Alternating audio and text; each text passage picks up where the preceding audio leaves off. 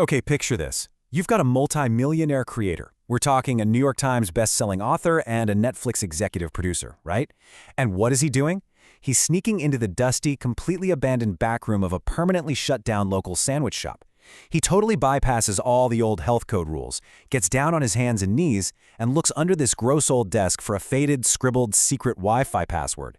He types it into his phone, and get this, it actually still works. It's a wildly surreal and super specific image, I know, but it's absolutely true. In this explainer, we're going to dive into exactly why this happened, because this isn't just some funny little anecdote. It's actually the literal origin story of James Rallison, who you probably know better as the internet legend, The Odd Ones Out. So that brings us to the really big question we're unpacking today. What does a secret Wi-Fi code hidden under a dingy sandwich shop desk have to do with launching a massive global Netflix hit? Like, how does such a mundane, everyday location turn into the literal launchpad for a gigantic animation empire? We usually picture these massive digital empires starting in, sleek Silicon Valley garages or fancy LA studios. But for James, his launchpad was a place filled with questionable health practices, really annoying customers, and hey, free cookies. We like to call this the Subway catalyst. And yeah, you heard that right, Subway. James intentionally misspelled and mispronounced the famous sandwich chain as a joke, mostly just to dodge copyright issues while he was telling his stories, but it totally became his trademark. This seemingly gross, entirely ordinary fast food job would eventually give him the raw, unfiltered material he needed to just completely crack the YouTube algorithm. But look, millions of views didn't just magically appear overnight. For sure not. He had to start with a blank drawing tablet and, honestly, a massive amount of trial and error. Section 1. Marshmallow People on Tumblr, The Early Grind. Let's rewind a bit to look at the reality of his timeline here, because success definitely wasn't overnight. So James gets a drawing tablet for his 16th birthday, right? And in June of 2012, he posts his very first webcomic to Tumblr. He creates this whole cast of characters with regular names, but he really struggled to find readers. By December 2012, his motivation had absolutely plummeted. He almost gave up entirely, barely posting anything except a few experimental sketches. But instead of quitting, he pivoted. In April 2013, he took some inspiration from other webcomic artists and adopted a much simpler, rounded art style, which, you guessed it, he eventually called his Marshmallow People. And man, this cleaner, bubblier aesthetic just clicked. By August 2014, he had ground his way up to a super respectable 50,000 followers on Tumblr. He finally had an audience. Now he just needed a new platform. Section 2. The YouTube pivot, a slow start. So, having conquered the webcomic space, James sets his sights on video. He's watching creators like Captain Sparklez and Smosh and thinking, you know what, I could probably do this. So on August 30, 2014, he uploads an animated video called A Book I Made as a Kid. He smartly leveraged that existing Tumblr audience, funneling them straight to YouTube, which actually netted him an impressive 1,000 subscribers on day one. Not bad at all. But here is the reality check. For the next 2 years, he was only averaging about 10,000 to 20,000 views a day. That is a really slow burn. He was hustling hard, grinding out these animations, while simultaneously going to college, actually planning to become a middle school math teacher. He was just putting in the hours, basically waiting for a spark. Section 3. The Subway Breakout. Going viral. And that spark? It finally ignited in early 2016. The really crucial takeaway here is how back-to-back uploads can permanently alter a creator's entire trajectory. On February 13, 2016, James uploaded a video titled My Thoughts on ASMR, basically just joking about how he totally misunderstood what the acronym even meant. And out of nowhere, it just blew up. His daily views 10x'd, jumping to between 100,000 and 200,000 views a day. His subscriber count?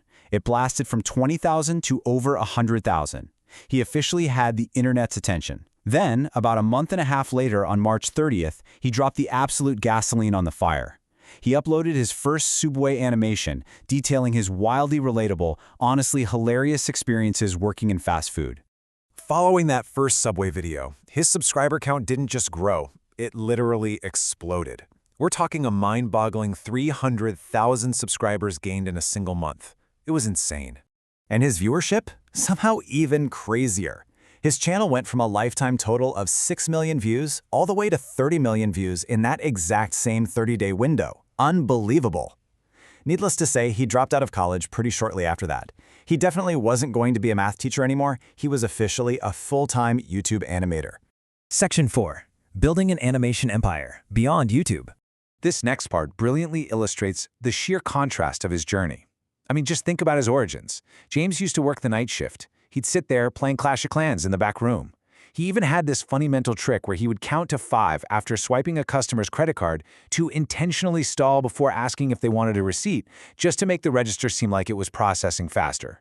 He was dealing with people stealing soda and water cups, regular fast food stuff. Now, contrast that with the empire those exact experiences built. He transitioned from a bored teenager making sandwiches to a New York Times bestselling author, a creator with over 20 million subscribers, and literally an executive producer for Netflix. The stats are honestly staggering. Today, The Odd Ones Out boasts over 20.7 million subscribers on his main channel, plus a secondary channel with millions more. He's racked up over 5.7 billion total views. Billion, with a B. He's released 2 books, How to Be Cool and Other Things I Learned from Growing Up, and the first sequel, which have collectively sold way over 1 million copies. He successfully crowdfunded tabletop games like Can't Catch Harry, launched a highly rated mobile app, and in 2022, co-created and starred in the animated series Oddballs, which debuted in 192 countries on Netflix. This wasn't just a fleeting viral moment. He secured a massive, lasting, multimedia brand. Section 5. Unlocking the Mundane, the Real Secret Code. So we talked about that literal Wi-Fi code at the beginning, right? But what was the algorithmic secret code that made all of this actually possible?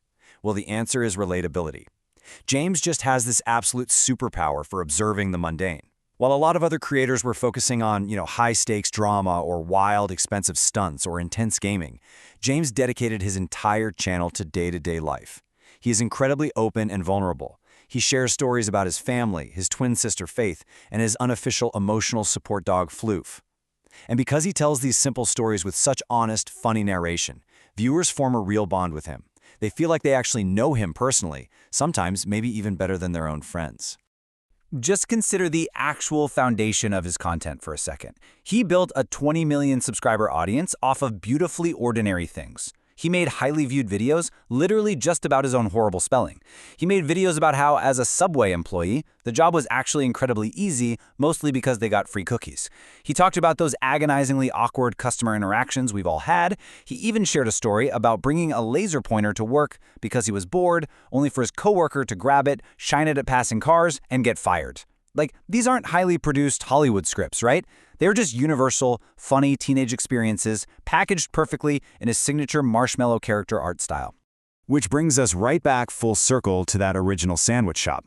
When James found out that the specific Subway location he used to work at was permanently closing down, he was genuinely pretty upset about it.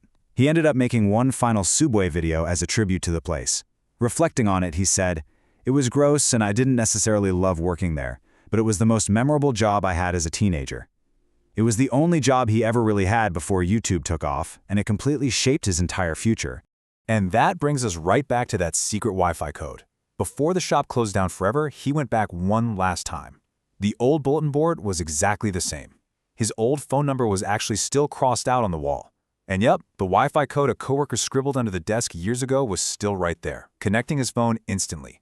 He didn't just walk away from his past, though. He literally went to the sandwich shop, ordered a foot-long sub, and buried it quietly in the dirt outside as a makeshift, incredibly nostalgic funeral for his old workplace. It just proved that no matter how big those Netflix deals get, he never forgot the humble, sticky-floored roots where he started. James Rallison took the most average, mundane existence, going to school, working in fast food, dealing with annoying people, and translated it into truly extraordinary success. He cracked the code by simply being himself and paying attention to the little things. So I'm going to leave you with this to think about. When you finally crack your own secret code to success, will you remember the ordinary places that helped you unlock it? Thanks so much for joining me for this explainer today, and keep exploring the amazing stories hidden right in plain sight.